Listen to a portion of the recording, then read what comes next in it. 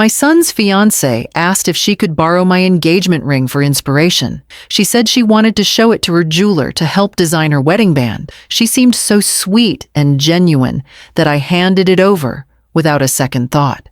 But at their wedding 2 months later, when she walked down that aisle in her white dress, I saw my ring sparkling on her finger. Not a ring like mine, my actual ring. After the ceremony, I pulled her aside and quietly asked for it back. She looked me straight in the eye with this cold smile and said, "It's mine now. You gave it to me." That's when I realized I'd been played. So I did something I never thought I'd do in my entire life. I walked up to the microphone during the reception and told 200 wedding guests exactly what kind of woman my son had just married. I'm Helen Portman, and this is the story of how I got my ring back and lost a daughter-in-law in the same day. Before we get into this, hit that subscribe button and drop a comment telling me where you're watching from. I love hearing from all of you.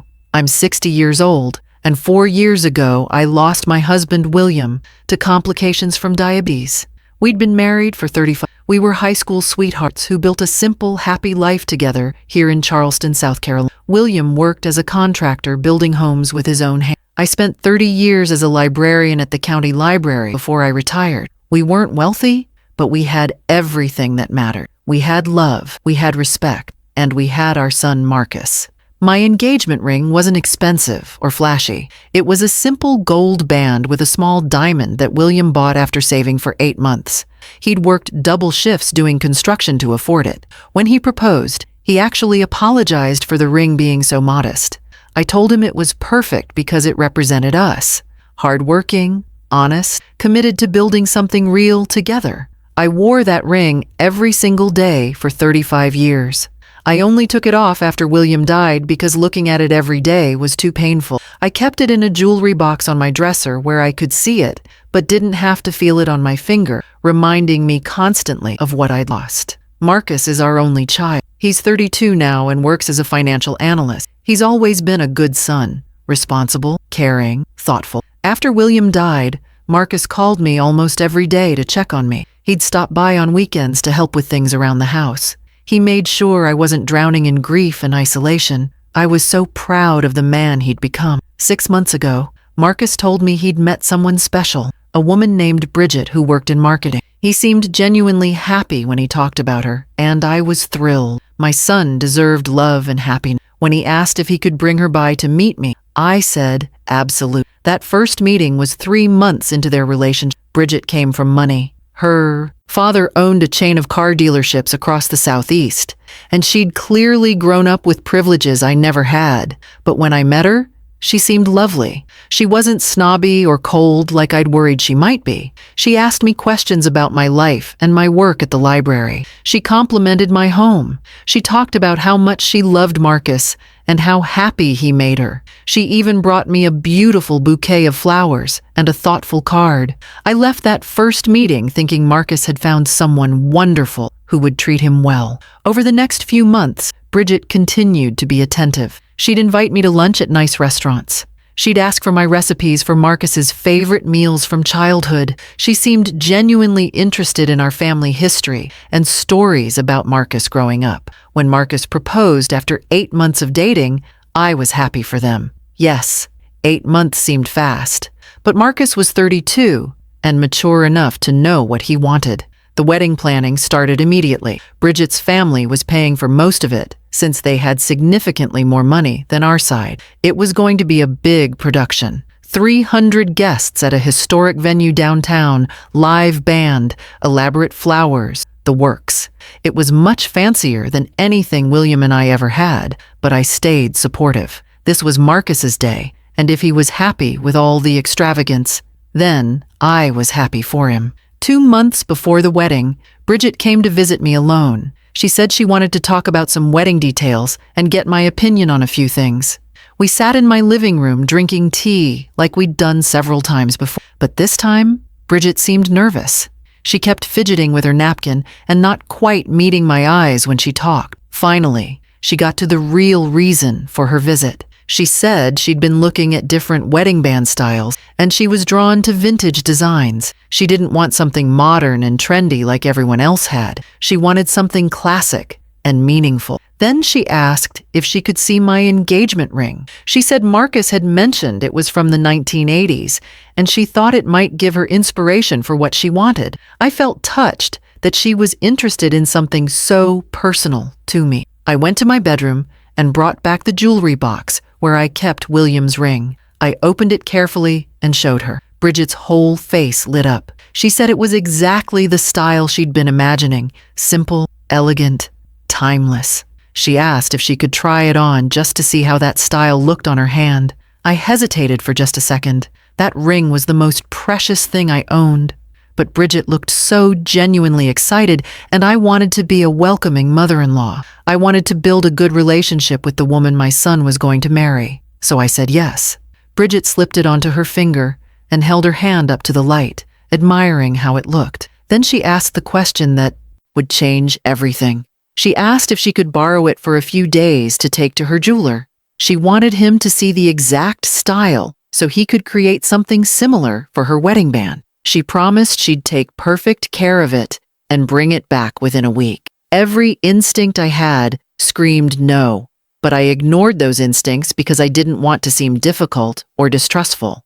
This was going to be my daughter-in-law. I needed to show her I trusted her. So against my better judgment, I agreed. Bridget thanked me over and over, promised again to be so careful with it, and left my house with my most treasured possession in her purse.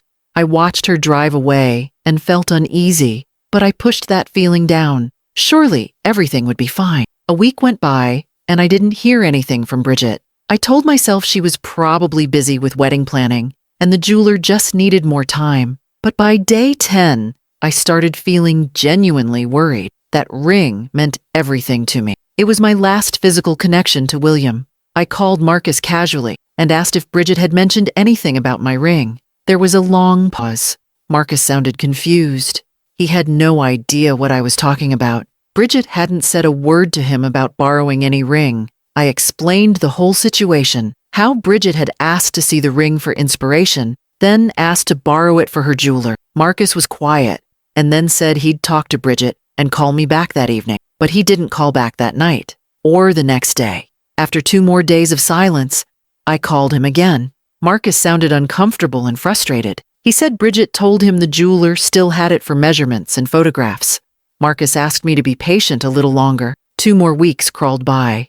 Every day I looked at my empty jewelry box and felt sick. The wedding was now only 3 weeks away. I called Bridget directly. When she answered, she sounded distracted. I asked about the ring as politely as I could.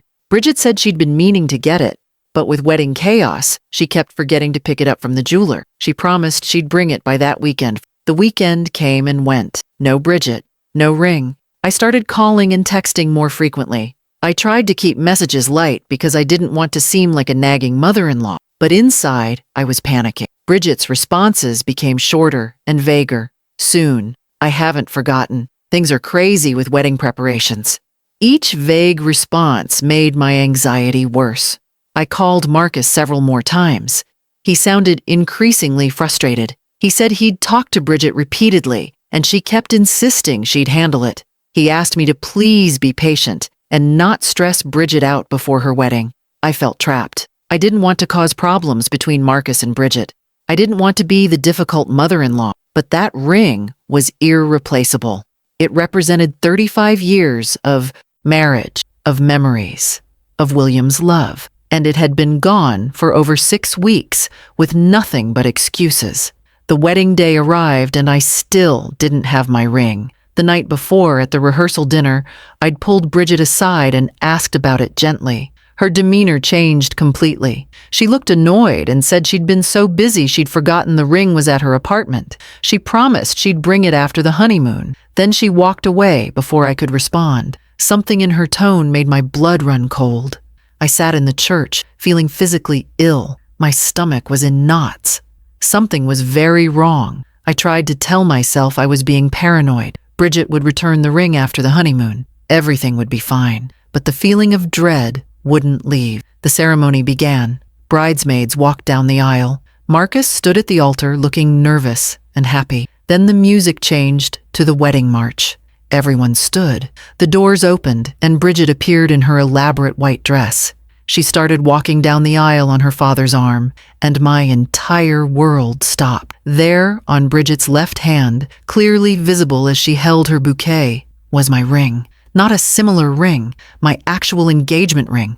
I knew every scratch on that band. I'd worn it for 35 years. That was my ring on her finger. I couldn't breathe. I looked at Marcus at the altar, smiling at his bride, completely clueless. He had no idea his fiancée was wearing his dead father's ring stolen from his mother. I wanted to scream, but I was frozen, overwhelmed by shock and disbelief. I sat through the ceremony in a fog. When the officiant asked if anyone objected, I almost stood. But I couldn't ruin Marcus's ceremony in front of 300 people, so I sat there silent and shaking while my son married a thief. After the ceremony, I spotted Bridget alone in the hallway. I approached quickly and said quietly, "I need my ring back right now." Bridget's expression changed. The bride's smile vanished. Her eyes went cold. She said, "What ring?" I pointed at her hand. "My engagement ring, the one you borrowed." Bridget smiled cruelly. "You gave this to me. It's mine now. I never said I was borrowing it. You handed it over as a gift." I told her that was a lie. She'd specifically said borrow. Bridget shrugged. She said there were no witnesses, no texts, nothing in writing. It was my word against hers, and the ring looked better on a young bride than in an old widow's jewelry box.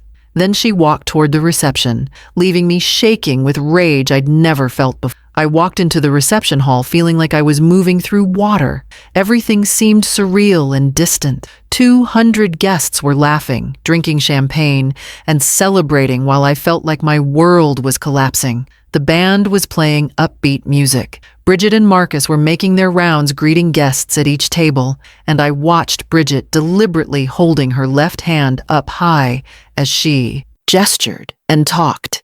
She was showing off both rings to everyone who complimented her. My ring sat on her finger, right next to the massive diamond engagement ring her parents had bought. Nobody else knew what they were really looking at. Nobody knew she was wearing stolen property. I found my assigned seat at a table with some of William's old friends and their wives. These were people who'd known me for decades. One woman named Dorothy had been my close friend since our kids were in elementary school together. She took one look at my face and knew something was terribly wrong. She leaned over and asked quietly if I was okay. I couldn't hold it in anymore.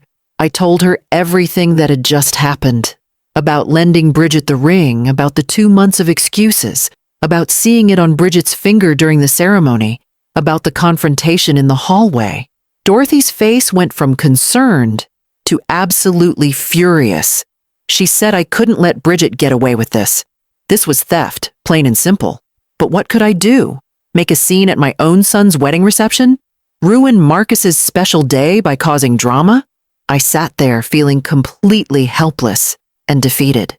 Then I looked across the room and saw Bridget laughing with her bridesmaids. She caught my eye and smiled. Not a friendly smile, a challenging smile that said, "What are you going to do about it?" She was enjoying this. She knew exactly what she'd done, and she felt completely safe because she thought I'd never make a scene at Marcus's wedding. I excused myself and went to the bathroom. I stared at myself in the mirror and barely recognized the broken woman looking back at me. When had I become someone who let people walk all over me? William would have been ashamed to see me like this. He'd always taught me to stand up for myself, to fight for what mattered. And this ring mattered more than almost anything else in my life. It wasn't about money or jewelry. It was about my marriage, my history, my dignity, and refusing to let someone manipulate and gaslight me. I made a decision right there in that bathroom. I was getting my ring back tonight, not next week, not after the honeymoon, tonight. But I needed to be smart about it. I couldn't just attack Bridget physically and try to rip it off her finger. I needed witnesses. I needed Marcus to see the truth with his own eyes. I needed everyone at this wedding to know exactly what kind of person Bridget really was underneath that sweet bride act. I went back to my table and pulled Dorothy aside. I asked if she remembered me mentioning weeks ago that Bridget had borrowed my ring.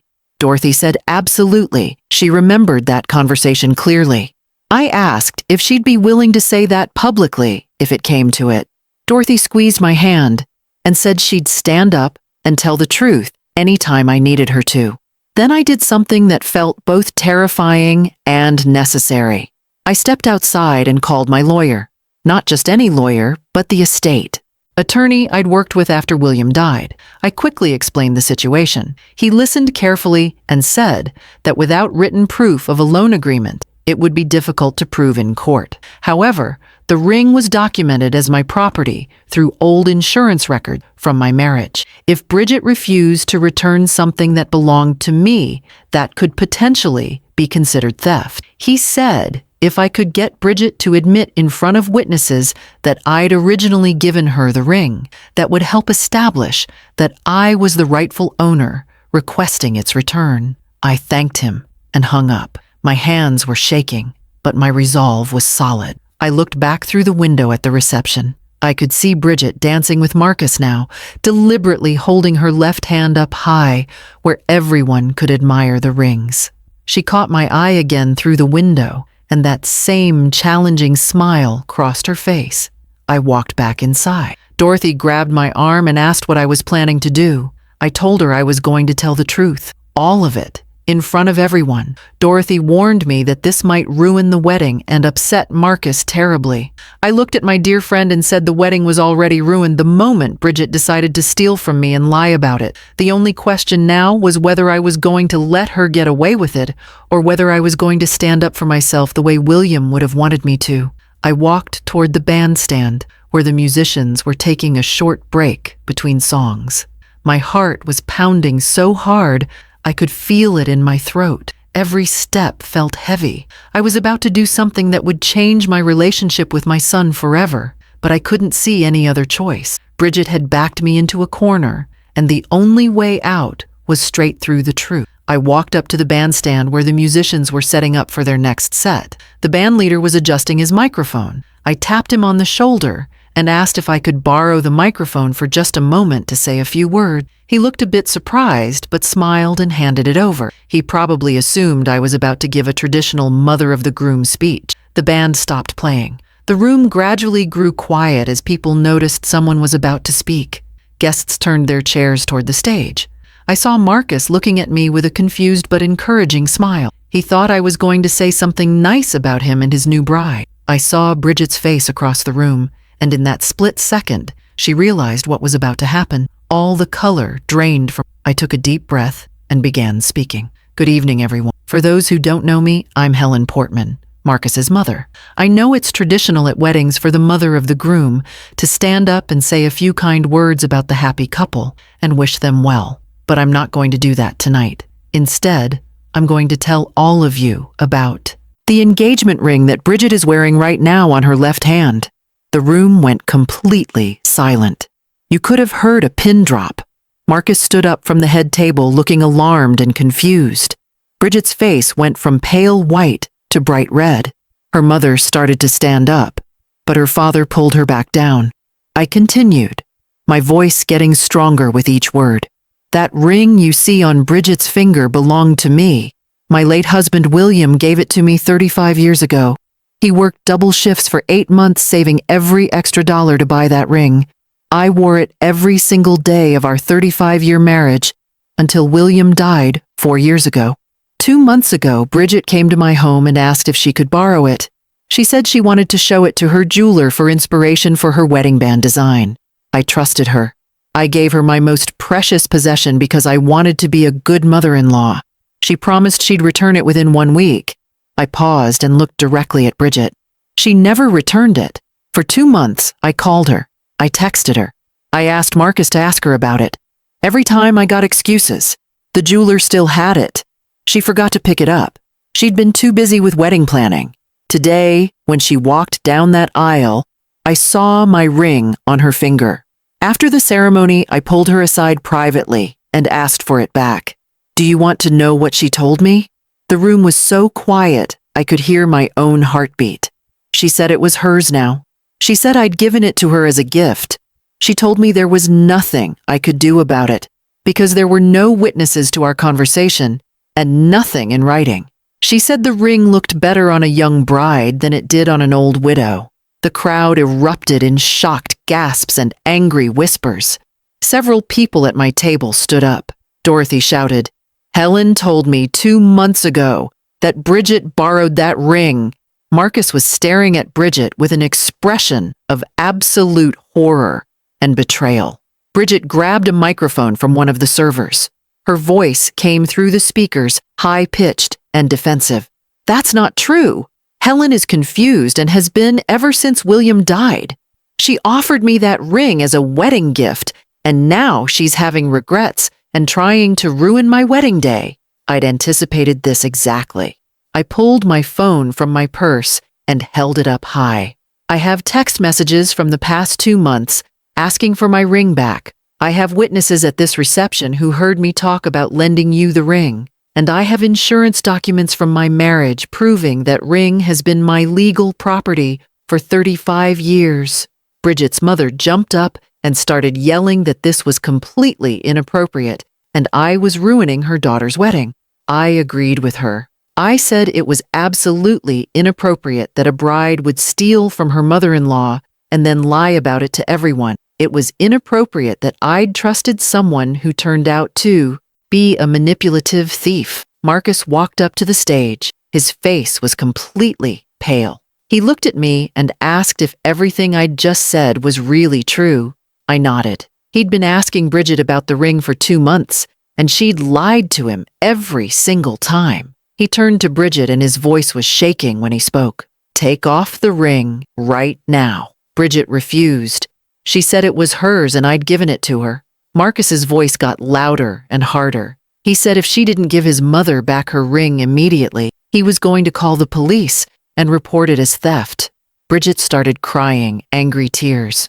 She called Marcus ungrateful and said she couldn't believe he was choosing his mother over his wife on their wedding day. Marcus's face was like stone. "Give my mother her ring, now." The entire reception hall held its breath. Bridget looked around at 200 people staring at her in judgment. Slowly, with shaking hands, she pulled my ring off her finger and threw it at Marcus. Then she ran out of the hall in her wedding dress, her mother and bridesmaids chasing after her. Marcus walked over and placed the ring gently in my palm. He hugged me tight and whispered, "I'm so sorry, Mom." The reception ended within 30 minutes of my speech. Most guests left quietly, though several stopped to hug me and tell me I'd done the right thing. Some of William's old friends shook their heads and said they couldn't believe someone would do something so manipulative. A few of Bridget's family members glared at me on their way out, clearly believing her version that I was a confused old woman who'd ruined an innocent bride's special day. I didn't care what they thought. I had my ring back, and that was what mattered. Marcus spent over an hour in the church parking lot on his phone. I watched through the window as he made call after call, his face tight with stress. Later, he told me he'd been canceling the honeymoon, talking to the hotel about the wedding night suite they wouldn't be using, and dealing with Bridget's father, who was demanding Marcus apologize to his daughter. Marcus refused. He told Bridget's father that his daughter was a thief and a liar, and the only person who owed an apology was Bridget herself. 3 days later, Marcus showed up at my house looking like he hadn't slept at all. He sat at my kitchen table and told me he'd filed for an annulment. Bridget had called him dozens of times trying to convince him that I was lying, that I was jealous of their relationship, that I'd manipulated the whole situation because I couldn't accept him having a wife. But Marcus had seen the text messages I'd shown everyone. He'd talked to Dorothy and other friends who remembered me mentioning the borrowed ring weeks earlier. He knew the truth, and there was no coming back from what Bridget had done. Marcus apologized to me over and over. He said he should have believed me sooner, should have pushed harder when I kept asking about the ring. He admitted that over the past few months, there had been red flags about Bridget's character that he'd ignored. She'd been dismissive toward service workers at restaurants. She'd lied to him about small things, and he'd brushed it off as wedding stress. She'd made subtle, cruel comments about people she considered beneath her. He'd convinced himself she was just anxious about the wedding, but now he realized She'd been showing him exactly who she was, and he'd refused to see it. The annulment went through within 2 months. Bridget tried to contest it at first, but her lawyer apparently told her that fighting it would open her up to potential theft charges for the ring. She signed the papers. Through mutual friends, Marcus heard that Bridget was telling everyone that I'd sabotaged her marriage because I was a bitter widow who couldn't stand to see my son happy with someone else. Some people believed her story. Marcus cut those people out of his life without hesitation. If you enjoyed this story, make sure to subscribe to the channel and leave a comment telling me what you would have done in my situation. I had my ring back safely in my jewelry box, but the whole experience changed me fundamentally. I realized I'd been so worried about being liked, about being seen as a good and accommodating mother-in-law, that I'd let someone take advantage of my kindness. I'd put being pleasant and non-confrontational above standing up for myself and protecting what mattered to me. That was a mistake I swore I'd never make again. Being kind doesn't mean being a doormat, and some people will absolutely see kindness as weakness and exploit it without any guilt. About a year later, Marcus started dating again. This time, he was much more cautious and observant. He introduced me to his new girlfriend, Veronica, after they'd been together for 6 months. Veronica was an elementary school teacher, kind and genuine, without any of the performative sweetness that Bridget had shown. When Veronica noticed a necklace I was wearing one day, she said it was beautiful and asked if it had a story behind it. When I told her it had been a gift from William, she smiled and said that made it even more special. She didn't ask to try it on.